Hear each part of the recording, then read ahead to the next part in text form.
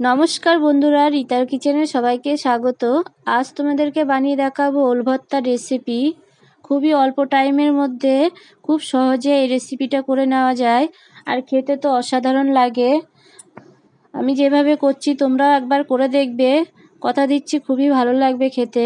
এখানে কিছু ওলকে কেটে নিয়েছি, এবার ভালো করে ধুয়ে নিয়েছি। অন্যদিকে কড়াইয়ের মধ্যে কিছুটা জল দিয়ে ওলগুলোকে দিয়ে দিলাম। এবার ঢাকনা দিয়ে 15 মিনিট রেখে দেব। গ্যাসের আঁচটাকে মিডিয়াম রাখবো। তোমরা প্রেসার কুকারেও সেদ্ধ করে নিতে পারো। এই রকম যখন নরম হবে তখনই নামিয়ে নিতে হবে, যাতে জল না থাকে ওলগুলোর মধ্যে, সেভাবে তুলে নেবে। এবার ভালো করে এভাবে মেখে নিতে হবে। এই রেসিপিটা সর্ষের তেলে করলে খুবই ভালো লাগে খেতে, তাই চেষ্টা করবে সর্ষের তেলে করার। কড়াইয়ের মধ্যে সর্ষের তেল দিচ্ছি। তেলটা হালকা গরম হলে এর মধ্যে দুটো শুকনো লঙ্কা দেব।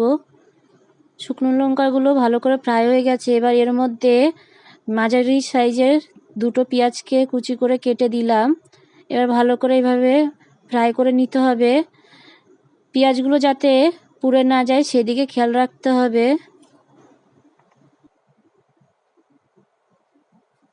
পেঁয়াজটা যখনই এইরকম হয়ে যাবে তখনই এর মধ্যে আগে থেকে যে ওল মাখা করে রেখেছিলাম সেটাকে দেব।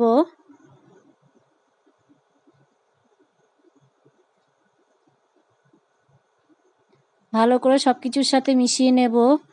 সামান্য একটু নুন দিয়ে আর লঙ্কাগুলোকে ভেঙে ভালো করে গ্যাসের আঁচটাকে লো করে ভালো করে অনবরত নেড়ে যাব।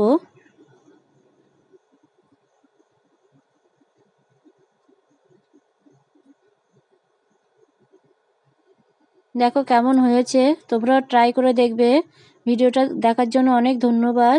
দেখা হবে নতুন এক ভিডিওতে। সবাই ভালো থাকবে।